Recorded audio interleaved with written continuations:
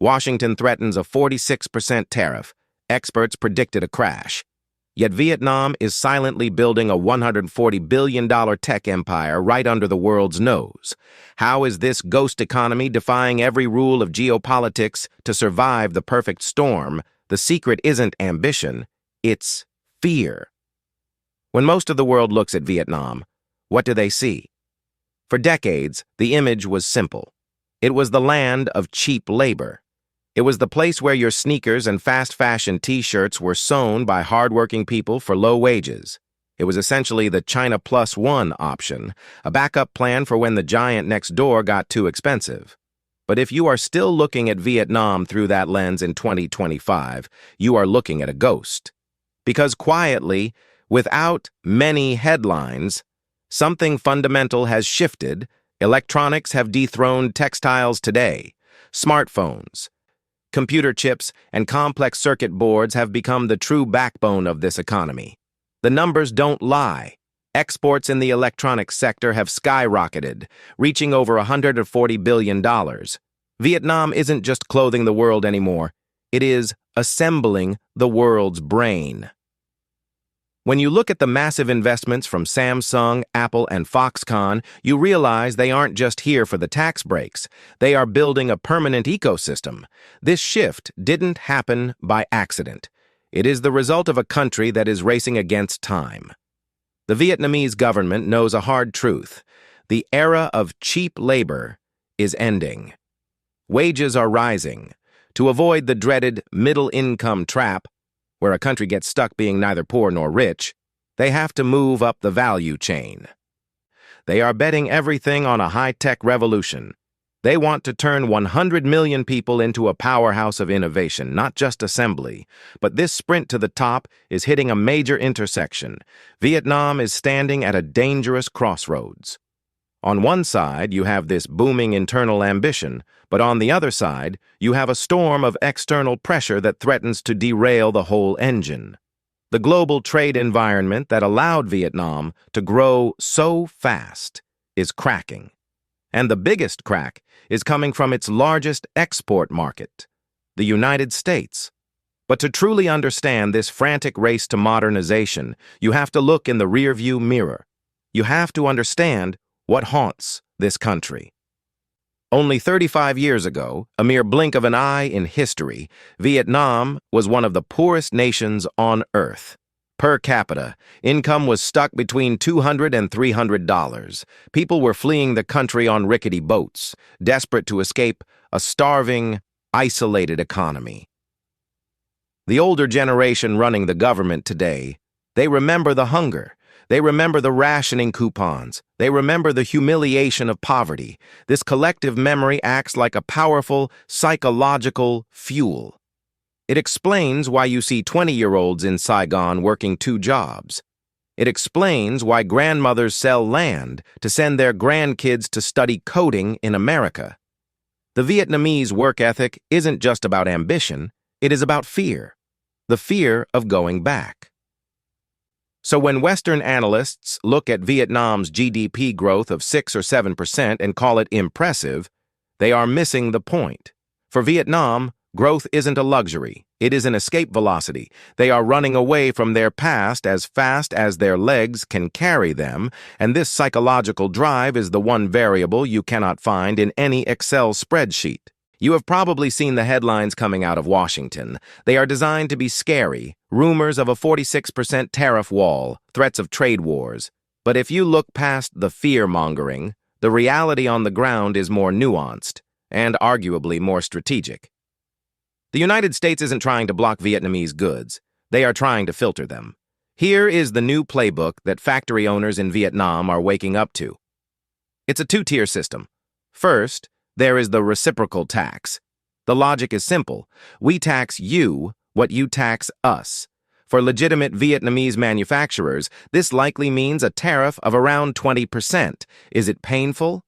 Absolutely. A 20% hit to margins is a serious challenge for any business, but it is not a death sentence. Efficient companies can adapt, cut costs, and survive. But then, there is the second tier. This is the trap. The 40% penalty tax.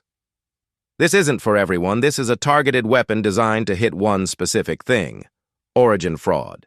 For years, Vietnam has played the role of a connector. It has been the perfect place for Chinese companies to ship nearly finished goods, turn a few screws, slap on a Made in Vietnam label, and dodge U.S. sanctions. Washington knows this, and with this 40% penalty, they are effectively closing that loophole. This puts Vietnam in a very delicate position. The country has benefited hugely from being the middleman between China and the U.S.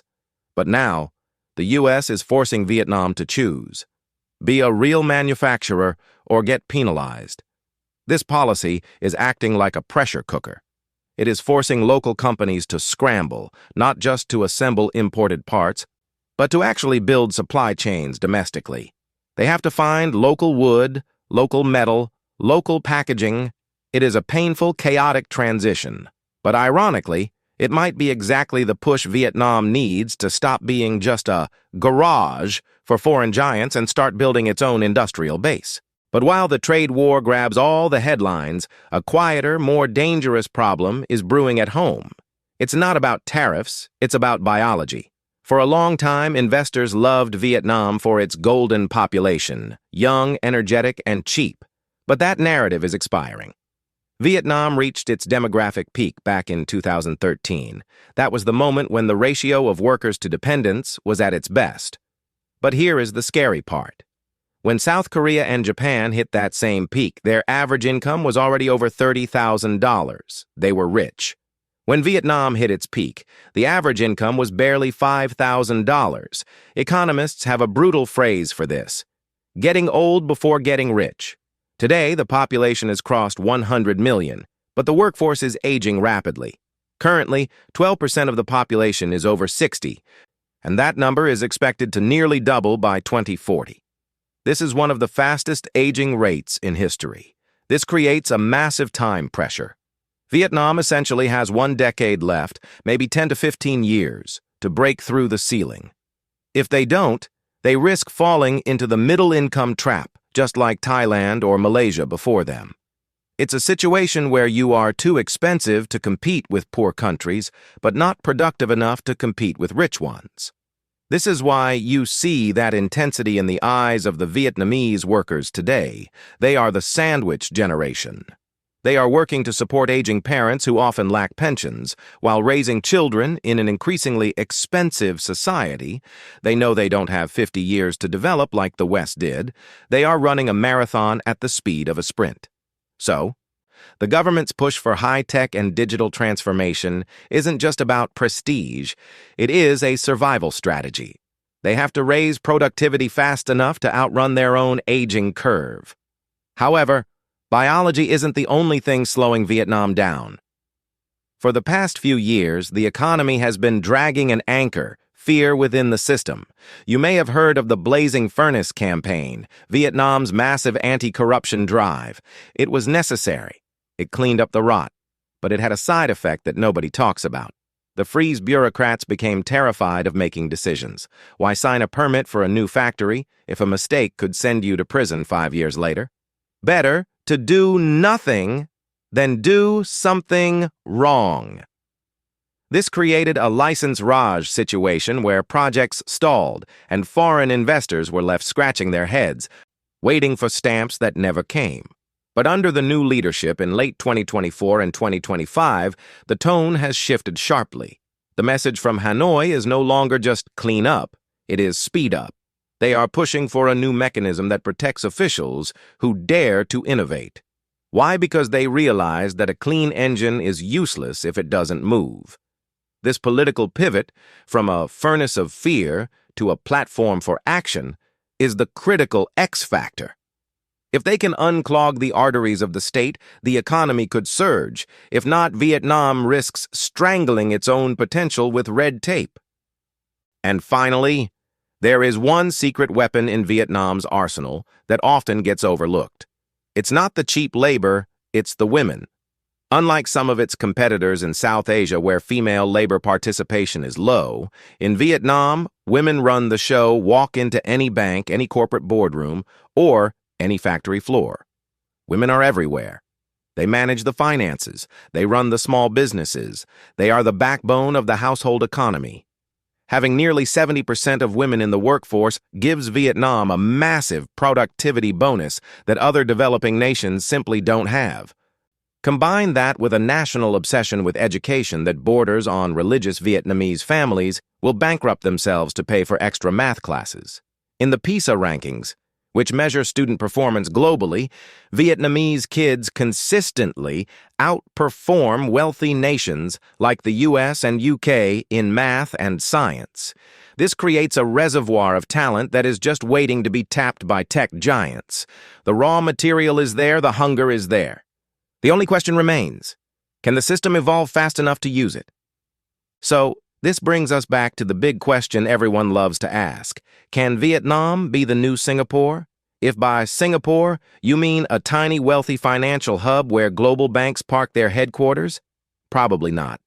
Vietnam has 100 million people and a vast rural hinterland to employ. The model is fundamentally different. Vietnam isn't trying to be the world's bank vault, it is trying to be the world's safe harbor.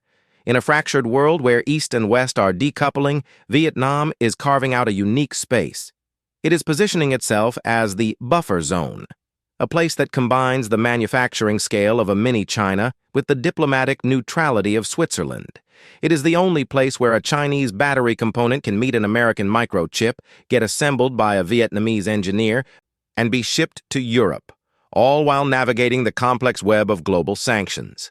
This is why, despite the corruption crackdowns, despite the bureaucratic hurdles, and even despite the tariff threats, the foreign money keeps flowing and FDI remains strong because the world needs Vietnam to succeed. Global corporations need a plan B that isn't China, and right now, Vietnam is the best option on the map.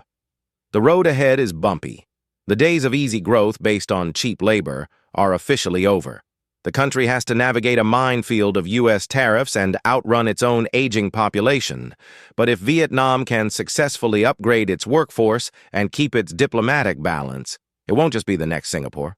It will be something arguably more important, the essential factory of the 21st century. The storm is coming, but the bamboo is ready to bend.